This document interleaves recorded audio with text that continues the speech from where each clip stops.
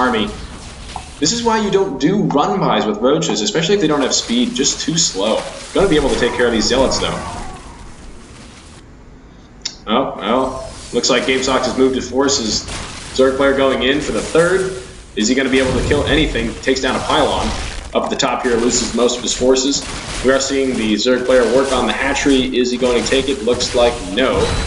Oh goodness, he's going to lose all of that. See, if he had had speed, he would have been able to save those roaches, but doesn't look like he'll be able to. Now, we do see that Gamesox has been neglecting his macro. Could be a sign of the low APM thing we were talking about earlier. Yeah, it's definitely going to hurt him. But you can see the Zerg has kept up as well. He's already got 7 infestors on the way. He's managed to amass a sizable number of roaches and lings, considering he just lost his entire army to that push. Right. Is managing to keep up with the supply lead.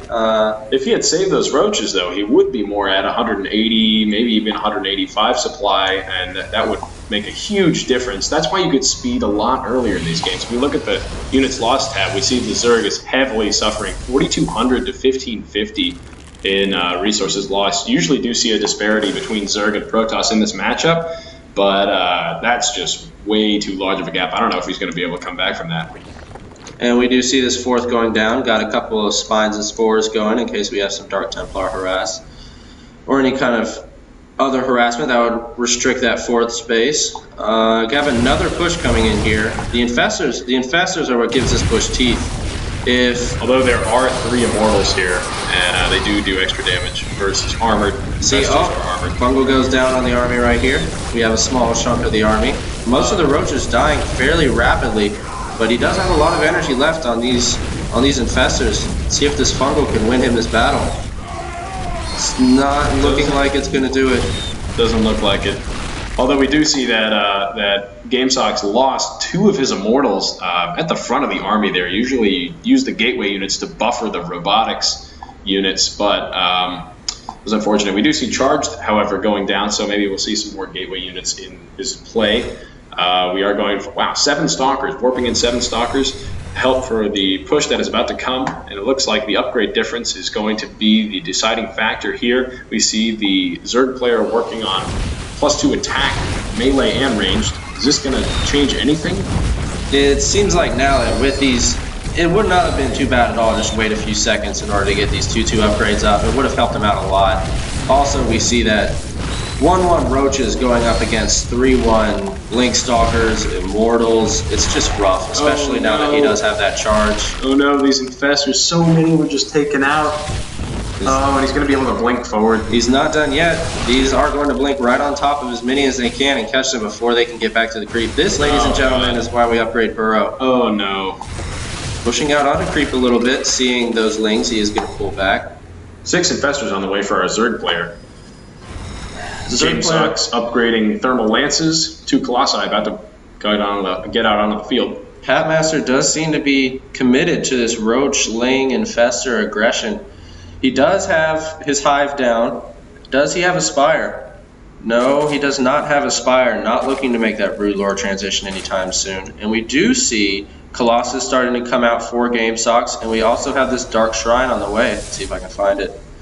There it is. Dark Shrine, looking like we're going to have some Templar out. It's going to give some pretty decent harass options. If this Zerg does not bring detection with his army, he could suffer greatly from Dark Templar attacks. Doesn't have detection now, but did earlier in the battle. We do see that HatMaster is maxed out. That's going to help a lot in this battle, but it seems that most of his army composition is lings and festers, not very good against Colossus.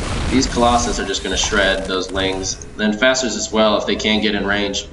Oh, we see an attack of the third here. A little run by with roaches. Not necessarily a run by. Oh. Looks like these cannons are going to buy him enough time in order to get over here and save any of the critical buildings from going down. He's going to be able to keep all these gateways, just lose a couple cannons. You do want to focus that pylon as a Zerg player. That would have been very unfortunate for the Gamesox. For the Protoss player Gamesox, excuse me. And we have a big push coming in the middle. Oh no. That's going to hurt. This is why you wall off your natural if you're going to get out of your base. It's not even that this is going to do too much damage, especially considering the fact that he's essentially mined out in this base.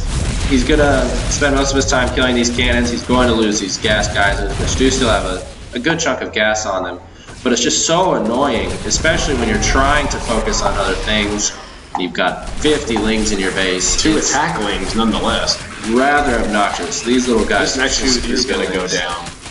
Shoot through them in no time. There we go.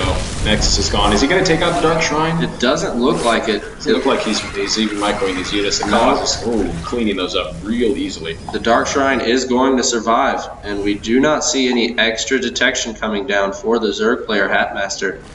That may cost him. Those Dark Templar do a lot of damage. We have a double Spire. And adrenal glands. Look at that. It always makes me fuzzy inside when Zergs actually get this upgrade. It's so makes rare. Me happy. It's so rare. Little attack down at the 4th. We do have some pressure coming in. Oh, this thing's naked. Oh no, is it going to go down? But re-attack on the way. Oh geez. Oh no. These infestors, they're naked as well. No. Blink forward, yes, no. Oh wow, that was a bizarre blink. We do have Dark Templar doing work on these roaches. Yeah, no detection for the Zerg player. That's going to cost him a lot long run. We do have how many Dark Templar out in the field? Looks like we have 10. Oh my goodness. That is an impressive number. Huge amount.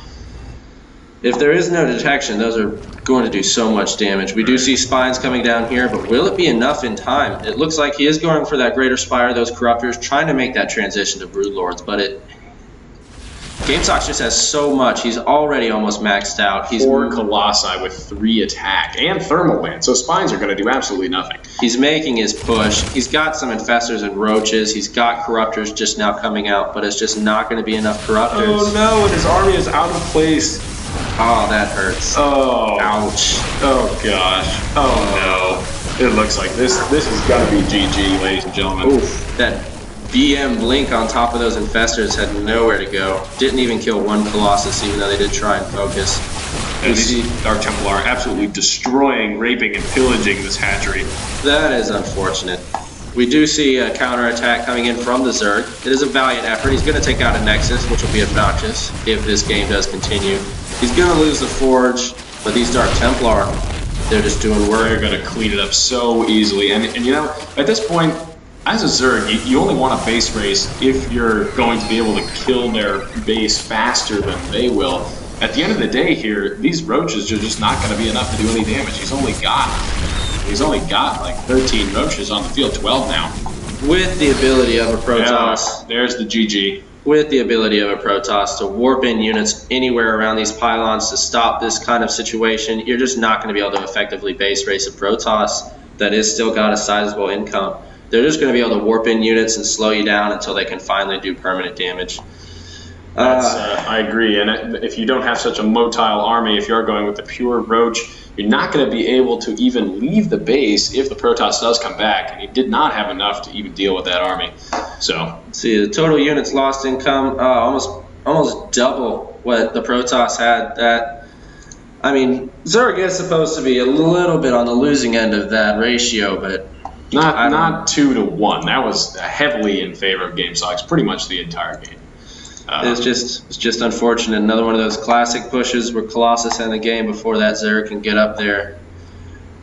Winfester, GG Lord Army. Those Dark Templar, man. How much damage do these bad boys do with level 3 attacks? 60 damage. Oh my gosh, and 14 of them on the field at one time is just absolutely ridiculous. Usually you see a push to Archons, but the Zerg player didn't have any detection, so that's what the problem was in this battle. Just simply out-macroed in general. Anyway, that was a good win for the Protoss player, Gamesox, and this has been Protest and Dath, and remember, don't get supply blocked. Noobs. Do not get supply blocked. Noobs.